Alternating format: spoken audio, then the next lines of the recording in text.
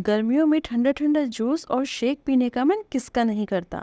उस पर भी अगर हेल्दी और लू से बचने का कोई जूस मिल जाए तो कहने ही क्या। तो चलिए आज हम बनाते हैं बेल का जूस और शेक। इसे वुड एप्पल भी कहते हैं। ये इसकी जो बाहर का जो छिलका होता है वो बहुत ही हार्ड होता है। इसे हम इजीली कट नहीं कर सकते। इसे आप फर्श के हेल्प से या फिर किसी हार्ड चीज की हेल्प से तोड़ सकते हैं। हमने इसे हाफ कर लिया है और अब हम इसका पल्प निकाल लेंगे। पल्प को हमने चम्मच की हेल्प से एक बॉक्स में डाल लिया है। क्योंकि मेरे पास ये ज़्यादा बेल था तो मैंने सारे पल्प को निकाल के फ्रीज़र में डीप स्टोर कर लिया है।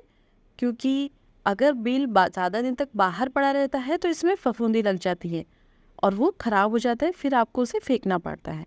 तो मैंने ज़्यादा बेल होने के कारण इसे एक बॉक्स में स्टोर कर लिया है और बाद में मैं थोड़ा सा पल्प निकाल के जितना मुझे रिक्वायर होगी जूस बनाने की मैं जूस बना सकती हूँ।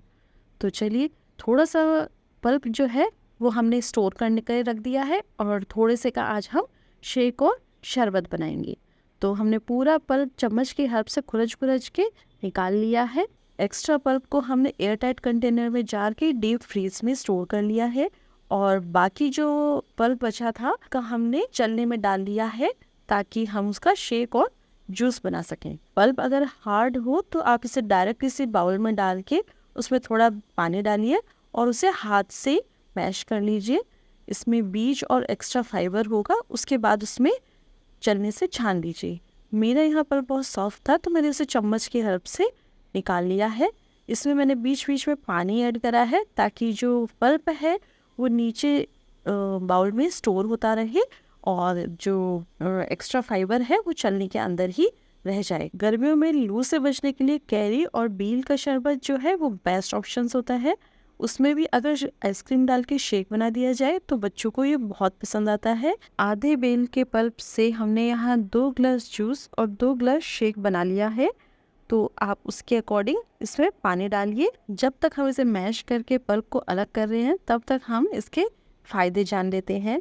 बेल के बहुत से आयुर्वेदिक फ़ायदे होते हैं। सबसे पहले तो इसमें होता है विटामिन सी जो हमारे सर दर्द या माइग्रेन को हील करता है। कई बार पेशेंट्स को पीलिया हो जाता है जिसकी वजह से लीवर में सूजन आ जाती है। उस समय भी अगर हम बेल का यूज करते हैं तो बहुत ही हेल्पफुल होता है पीलिया क्योर करने में। बेल के जूस में बहुत सारा फाइबर होता है जिसकी वजह से कॉन्स्टिपेशन में भी बहुत ही हेल्पफुल होता है।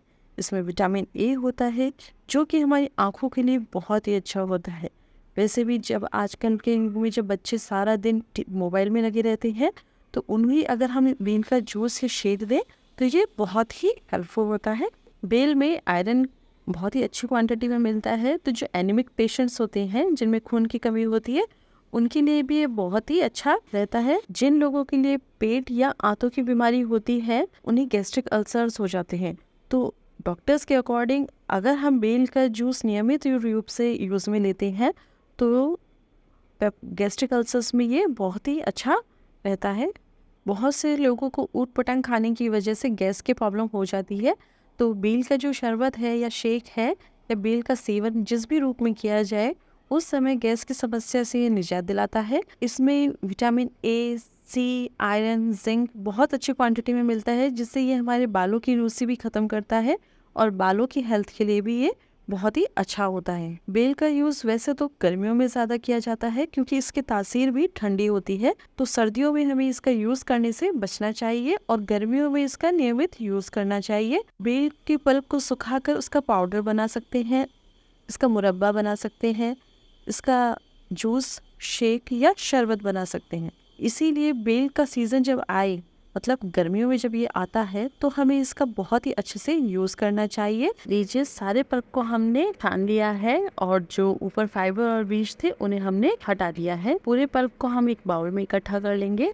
आप यहाँ देख सकते हैं इसकी कंसिस्टेंसी। पल्प को आप टेस्ट करेंगे तो ये हल्का सा मीठा होता है। आप चाहें तो इसे ऐसे भी पी सकते हैं लेकिन हम इसे जार में डाल देंगे और इसमें हम डाल देंगे थोड़ी सी आइस क्यूब्स और थोड़ी सी शक्कर। आप यहाँ शहद भी यूज़ कर सकते हैं अगर आप चीनी का यूज़ ना करना चाहें तो। और इसे हम ब्लेंड कर लेंगे। जूस अगर गाढ़ा हो तो आप अपने अकॉर्डिंग आइस या पानी डाल के पतला कर सकते हैं। डिफरेंट फ्लेवर्स के लिए आप इसमें डाल सकते हैं थोड़ा सा पुदीना, काली मिर्च और थोड़ा सा नमक।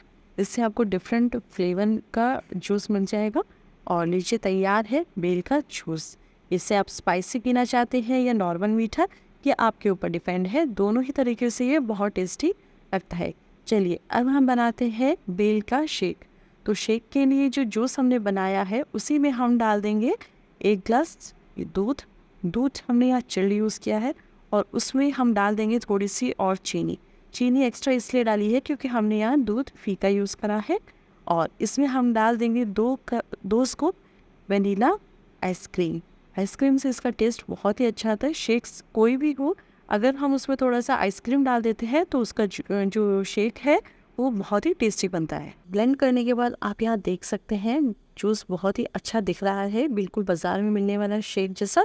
बाज़ार में जब ये शेक मिलता है तो बहुत ही महंगा मिलता है, लेकिन घर में हमने बहुत ही कम सामान में और बहुत ही जल्दी टेस्टी सा बेल का शेक बना के रेडी कर लिया है। तो आप भी मेरी दोनों रेसिपीज़ ज़रूर ट्राई करें और मुझे बताएं कि आपको दोनों में से कौन सा जूस ज़्यादा पसंद आया। इसी तरीके की और भी रेसिपीज़ को देखने के लिए चैनल को सब्सक्राइब करें। और अगर वीडियो पसंद आई हो तो वीडियो को लाइक, शेयर और कमेंट ज़रूर करें।